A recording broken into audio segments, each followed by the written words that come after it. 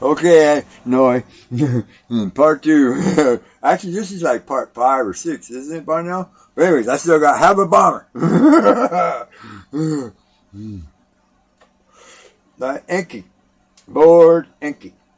In all of the old Mesopotamian, and all of the old Sumerian and Akkadian and Hittite texts, saying they're seals, especially in their rollover seals where they seal, right? Enki is always associated with the symbol for water, the line, right? And a couple of fishes. And he's always got this really cool star with a halo with a bunch of planets around it, right? That is undoubtedly our solar system, right? You know what I'm saying? And one of those planets, one of the bigger ones revolving around it, is their home planet, right? Enki. He's the guy. He's also the guy. The big in the one of the big seals over there in Sumeriland.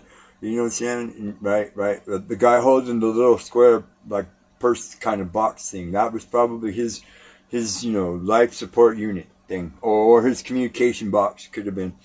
Right. And then the dude with the long beard in the armor. Enki, Lord Enki. He was, aside from Anu. Right? He was the single most powerful of the Anunnaki, right? On Earth. Enlil, as the first son and commander of the mission, was only in charge. He was the Lord of the Sky. I already explained all that, right? So, the true mission here on Earth for them, right? The primary was to gather as much gold and minerals, you know what I'm saying, and that they could get, that they needed, you know what I'm saying, to go back home to feed to their reactors so that they could rebuild the ozone layer of their planet, because their planet was dying, because it's so far away, you know what I'm saying, and it moves real slow, right, and it's big, right, so it has a lot of gravity, even though it's so far away, because remember, it's spinning, and it's rotating, and it's orbiting, right, and it's moving, right, all of that counts, you know what I'm saying? You know what I'm saying? As long as it gets the light from the star, you understand, there's the potentiality for life. Our science has proven that. Right? So, right, and any body that has an atmosphere, you know what I'm saying, right, can die. Look at Mars. Right? In their study of our planet, right, and saying when they first got here, right, they knew that there was no potential for this. This is a fact. They knew that everything they needed was here on this planet, right? So when they got here in their spaceship, you know what I'm saying, Enki, as the science officer, right, was in charge of the atmospheric, right, the suborbital, right, the orbital, you know what I'm saying, and the solar system, and the study of the Earth and the Moon in general, right? You know what I'm saying? He had a couple of guys, you know what I'm saying, with the scanners, you know what I'm saying. Think Star Trek, you know what I'm saying, Sulu, right, and Chekhov, right, Uhura, you know what I'm saying, and they were studying the planet from outside when they first approached, on their approach, and when they got here. So they knew that the southern part of Africa, the Horn, around the bottom, Cape Horn and all that stuff, were the ocean, Indian Ocean, Pacific Ocean. Sought after, that was the spot they wanted, for the gold. Right, they chose Mesopotamia, the area, the Tigris-Euphrates River, the area right up there, in the Bay of, Saudi Arabia, all of that stuff. They chose that for their landing site, right? But the Abzu, what they called the Abzu in the southern part of Africa, was their target goal for their explorations and their mining operations, right? You know what I'm saying, and their transportation operations. Because remember, they still had to get the gold off the planet once they gathered it. Right? Okay. They also, in the process, because this process probably took a couple thousand years. Right, our time, but in their time it was probably 20 or 30 years, right. They also, right, they built some stations and a base on the moon, either or on the moon and Mars, one or the other. You understand, right? Because it would be easier, easier to do one or the other. You know what I'm saying? Because they have a low gravity field. You know what I'm saying? And construction would be just temporary stuff anyway. It wouldn't be permanent shit. You know what I'm saying? So it would be stuff they would have brought with them in the mothership. Because remember, the mothership was gigantic. It had to have been at least 1/8 the size of the moon. At least. You know what I'm saying? For them to gather enough stuff to keep their shit going where they need to come back. All right? And besides, they had 439 people on it. How big, Even the biggest Titan submarine can only hold like 200. And those things are gigantic. Right? You know what I'm saying? So, right? Enki knew where he needed to go from the very beginning. So, when they landed, they set up over there, Mesopotamia, between the rivers. You know what I'm saying? He broke off, took his crew, and the giggy, transportation, the big transport planes, aircraft, went down there, started Africa, started doing setup, right? That's what they built. According to Tellinger, Michael Tellinger, he's the guy that discovered all of this stuff. He's the dude that got all the videos, all the discussions, all of the lectures. Tellinger, michaeltellinger.com. Right? You know what I'm saying? I was watching one of his videos the other day. Right? Most of the engine. Oh, you dog. Lighter died. Dang it. Where's my survival pack? Gotta have one. Survival pack.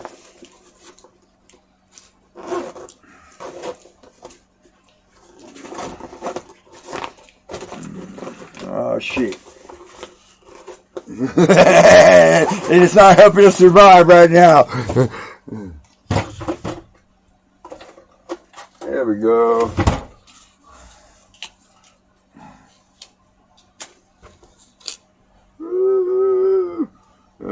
Sometimes, dude, you gotta go to the extreme measures. You know what I'm saying? You know that, Noah. Okay, so, Enki, you know that he had a sizable group of engineers, you know what I'm saying, and miners, right, you know what I'm saying, right, with him down there in the Abzu, because Tellinger found all of these structures, right, in clusters, in these really cool clusters. There's like a trench that runs through the middle center of wherever it is, and then each one of these little structures is a dome, little tower made out of stone. You know what I'm saying? It's got a little vein off to it, and then a circle, and then a circle, and then a circle, right? And then up here it could be a circle and a circle and a circle and a circle, right? But they're all in this, the absolute, measurement thing, right? They all fit within that geometric thing right there, and they all emit really super ultra high frequencies, megahertz measured in the 500s. Right, you know what I'm saying? Putting out, thousands of decibels, you know what I'm saying, in frequency, capable of, moving, Remember the dude in Florida with the two cones? Moving things, right? That's, and I already explained to you, that's where they transported the gold, the giggy transported the gold up, right? You know what I'm saying? To load into the boat. Right, now,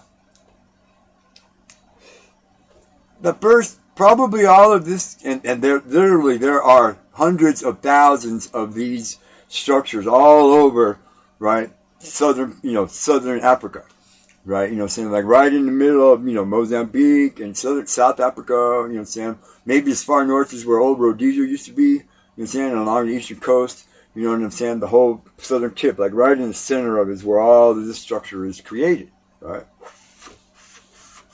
and all around it, is where most of the gold in South Africa is found.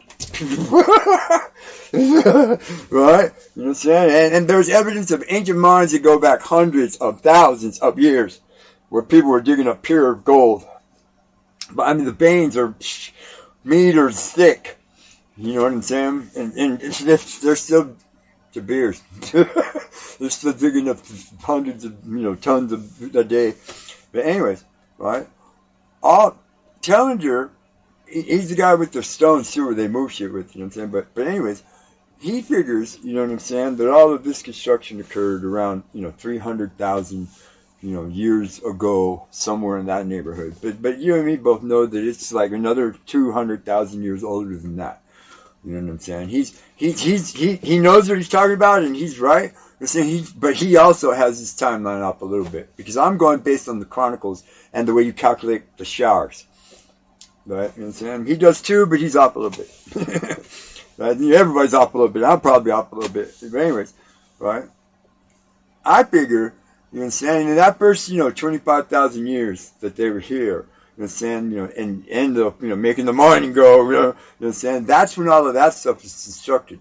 You know what I'm saying? Because outside of where there, let's back up.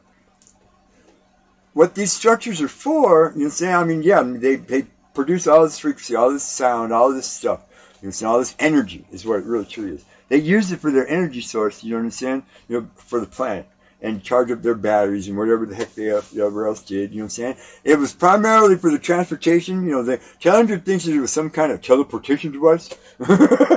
Right? But me personally, I think it was more mechanical than that, you know what I'm saying? I think they were loading it into their little, you know, shipping containers, right, and shooting it up, right, and then the gig would be out there outside the atmosphere, you know what I'm saying? They catch it with their robotic arm, you know what I'm saying? And then they detach two or three of them together, and you know, just like they do out there in the space station right now, and they float it up to the ship, you know, push it into the cargo hold, and those guys in there grab it, you know what I'm saying? Dog, dog, dog, move it around, hook it up, you know what I'm saying? Right? And you know, Enki was in charge of all of this, right? But at the same time, you know what I'm saying? Because he had his cousin, the engineering officer dude, he probably most likely delegated a lot of this stuff to him, right? So that he could do his primary objective, which was the actual study, Earth study, you know what I'm saying?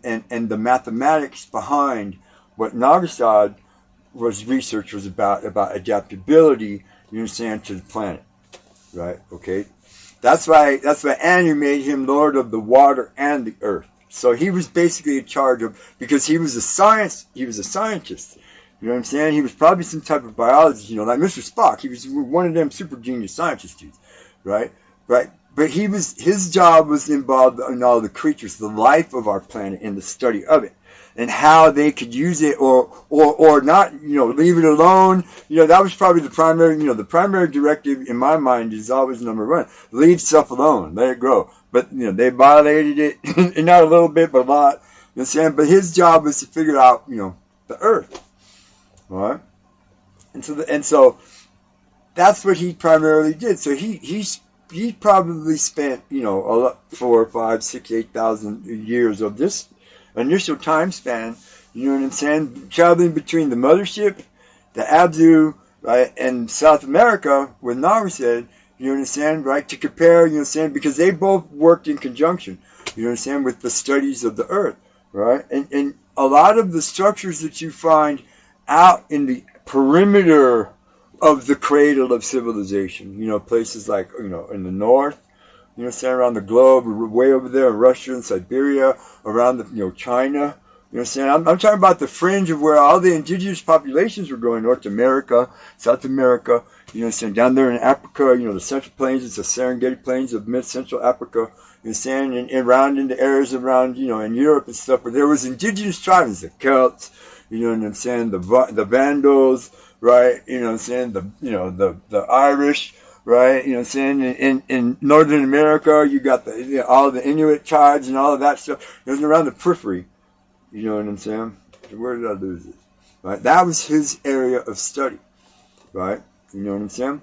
And that's why, you know what I'm saying, the hybrid species of Homo sapien, right, is only spread around about a half of the globe, right? And there's still all these indigenous peoples, you know, Homo sapien species tribes around us. You know what I'm saying? Because everything came from Enki and Nagasad's, you know, ability to generate the first human embryos from the 8 females, right? You know what I'm saying?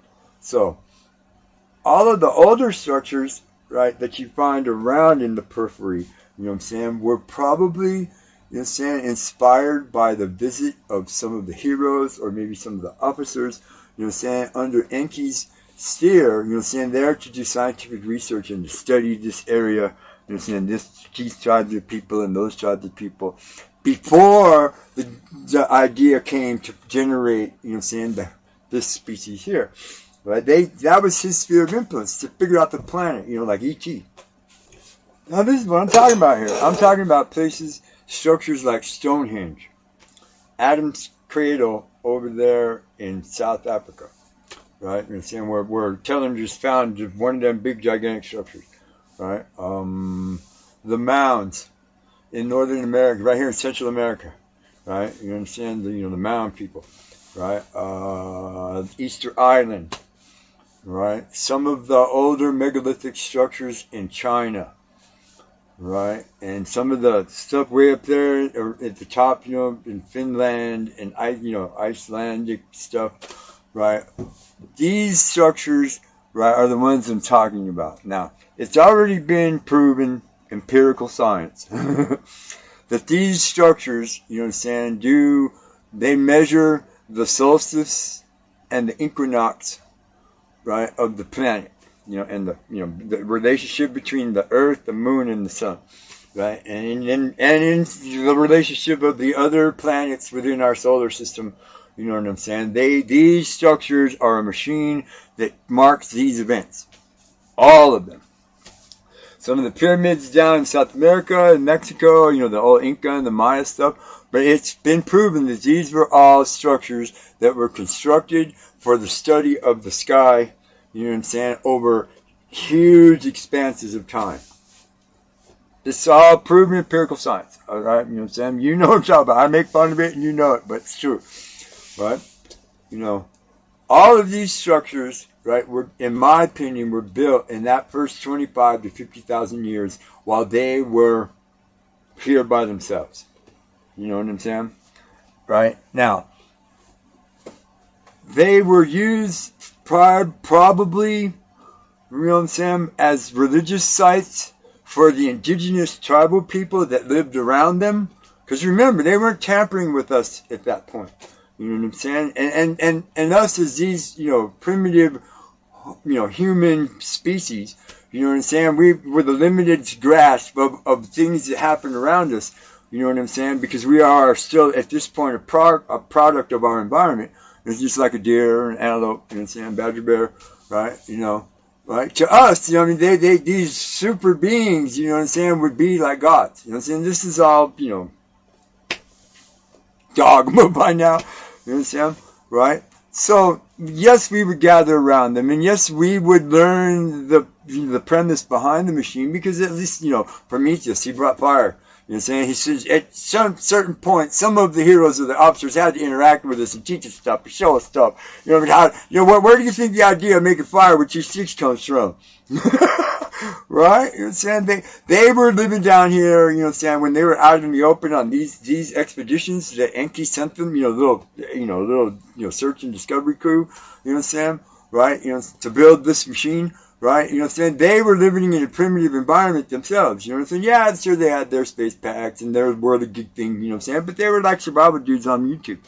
You know what I'm saying? Think of it like that. You know what I'm saying? So there, and there was these hominid tribes all around. You know, there was hominid. It's proven, archaeological science that there were still a lot of hominids populations in these areas. They've just found out that they figured out that there was like 50,000 people that lived around in the surrounding area where Stonehenge was built. You know what I'm saying? They needed that many people to build it. And they are, and there's evidence around some of these other megalithic structures all over the place. You know what I'm saying? Where the populations were huge. There were huge amounts of tribal, indigenous people that lived around them already. You know what I'm saying? So the human species in the time, the first 100,000 years they were here was already established, you know what I'm saying, in its form, you know what I'm saying, it's human, Homo sapien, you know what I'm saying, we were still like, maybe one or two steps below, down, you know what I'm saying, like, right, you know what I'm saying, like, before Neanderthal, we were still in the astro species, you know what I'm saying, right, all of the indigenous tribes, all over the planet, which these were the peoples that Enki had an interest in. You know what I'm saying? Because, he had to have it in the back of his mind, you know what I'm saying, because he was a scientist. You know what I'm saying? And most scientists, you know what I'm saying, most geniuses are always curious about everything. You know what I'm saying? So he had to have it in the back of his mind. And, there's somehow maybe we could use these humans. Right? So, in the time frame that I'm talking about, you know what I'm saying, in my opinion, is when most of all of the old, original, you know what I'm saying, megalithic structures around the world that they're still finding. You know what I'm saying? They just found another one down there in South America that's built out of wood. You know what I'm saying? That's like, petrified. so they can actually carbon date it because it was, originally organic. And they're saying that this structure is somewhere in the neighborhood of like, 385,000 years old. That's how old the wood is. Right, and the wood, and it's machined, or worked by hands, into a structure, right? So that right there corroborates anything that anybody says is more than 10,000 years old, right? Just that one structure, you understand? But we were as a species, human. Homo sapien did not exist then, according to all the archaeological and biological evidence to date that they've showed the public. You know what I'm saying? Homo sapiens didn't really start till like 140,000 years ago, right? 200,000 years ago at max. You know what I'm saying? This occurred. This structure was built before that, before we were this form of human, right? Understand? So Enki, in the beginning, was still, in my opinion, was taking advantage of the populations, to do certain things, for his own data, his own study, because remember what he was doing. Remember in the end what they were doing. Right now, let's get back to the Abzu. Right? Challenger, the last video I was watching, Challenger was talking about, right, Cecil John Rhodes and Paul Kruger, right? The two main protagonists, the two main players, you know what I'm saying, during the Boer War for the English, right? In 1899 to 1902, I believe it was. It was the most costly, most destructive, most useless, stupidest war ever in the history of the British Empire, right? And right, they didn't get anything, and they got their butt kicked by a bunch of farmers, right? But this was the most interesting fact to come out of that war, is that Paul Kruger, the founder of the Krugerrand gold, gold dude, right? He was like the richest billionaire-iest dude in the world, gold. He owned all these gold mines, and Cecil John Rhodes was the Queen's dude in Victoria. He was the dude, that ran everything down there, for the empire, for the crown, and he was so important that they named a section of the country after him, named Rhodesia, right? And so these dudes had absolute power, absolute influence. Well, there's a story about this train, right? That Kruger had loaded with God knows how much gold. It was a regular train, 5, 6, 10, 20 boxcars, right? And it was supposed to go from Pretoria, where it was loaded, straight directly in a train track built by Kruger, by his company, straight directly to his fucking place, But he never made it, disappeared. Right? And for years, people have been searching for, Kruger's gold, his gold train. The missing gold train, Paul Kruger. Right? There's potentially trillions, hundreds of trillions of dollars worth of gold on this train. Right? And Challenger says, we're asking the wrong question. It's not what happened to it. Right? The real question is, where did he get it? And how?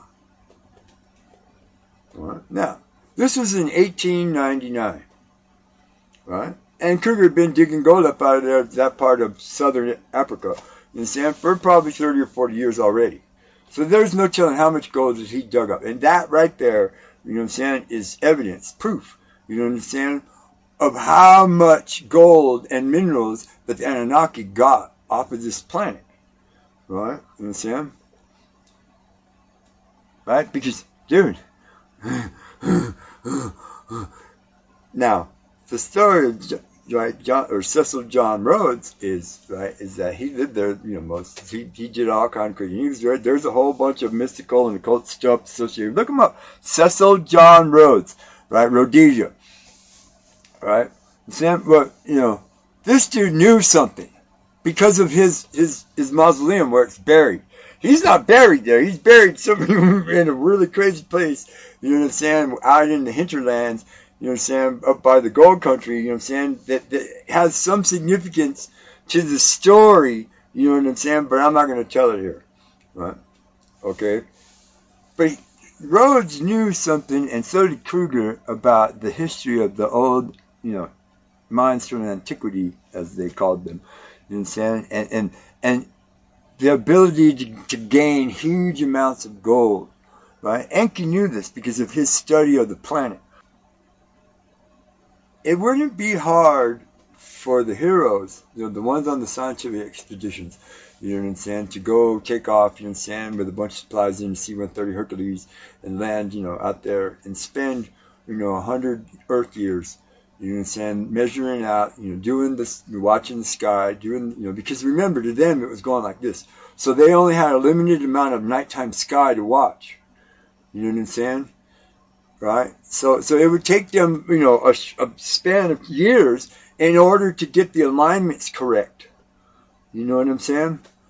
Right? So that they could build the machine, whatever it was that they were building at this point. Right? You know what I'm saying? And all of these megalithic structures are a machine. Every one of them, either the pyramids, pumps water or sound, uses sound to pump water. And since Stonehenge is a clock, measures the time, measures the sun and the time, the rotations. You know what I'm saying? Machu Picchu is perfectly aligned, you know what I'm saying, with the sun and the, you know what I'm saying? So they get optimal daylight and nighttime, you know what I'm saying, for their scientific stuff. You know what I'm saying? That's why she chose that, because that side of the world, you know what I'm saying, as South America gets the most of the sun as he goes by, because it's the longest piece of land. Africa is the second longest piece of land. He gets the most sun. The same generating station. Right?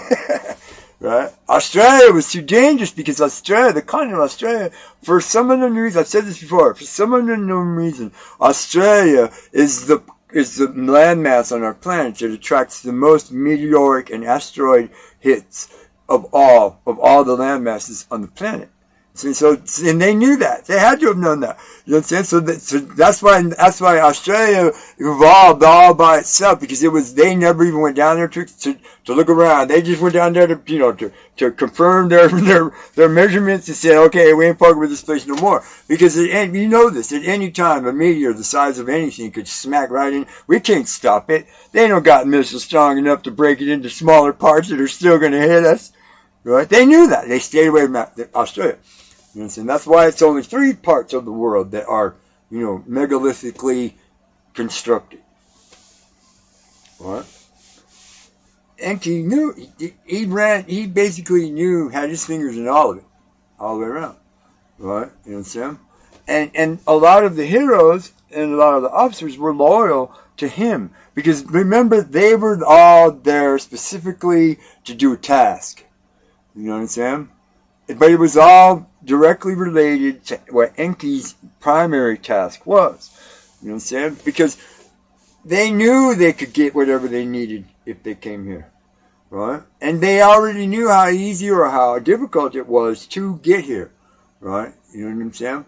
And obviously this place was really valuable to Enki and to Nased and to the cousin, because they chose to stay here when they all left to go back. Right? Yeah, sure, they were the skeleton crew, you know what I'm saying, in case they needed to come back. Right? But their choice was based on what they had created here, you know what I'm saying, and their responsibility to it. Right? That, in my opinion, the way I think, that's the type of beings I believe that these 3 were. Right, and for the potential for their pure Anunnaki DNA to still exist in our time is really high. Right, because in the Chronicles, remember in the Chronicles, they all had children, right, and their children had children, and their children had children, and their children had children, and so that leads me to believe that their children are still having children. Right? Science. That's what he was all about. Right? Now, I think the next video, I'm going to try, to get a little deeper, you know what I'm saying, into the war, later. These 2 or 3, which however many they come out in parts as videos, are aimed at the time frame when the Anunnaki were here. Right, before, you know what I'm saying, the genetic engineering of this species, of the human species, right? So the next one I'm going to try, like do the next 150,000 years of after, the revolt. We'll start, I think I've already explained the revolt a couple of times. So we'll start from at the immediate fallout of the revolt, the forward for the next 150,000 years, and the birth of civilization, shall we say? You know what I'm saying? In the meantime, it's always a pleasure, Noy. You know what I'm saying? Talking with you, right? You know what I'm saying? We're doing pretty good. You know what I'm saying? Everything's rolling kind of good right now. You know what I'm saying? Hopefully this coming week I'll get the little car fixed and we'll be back to having a car. You know what I'm saying? But in the meantime, you know what I'm saying? Thanks, Noah. Please like and subscribe and share this video if you think anybody else might be interested in knowing about this stuff. No. Thank you.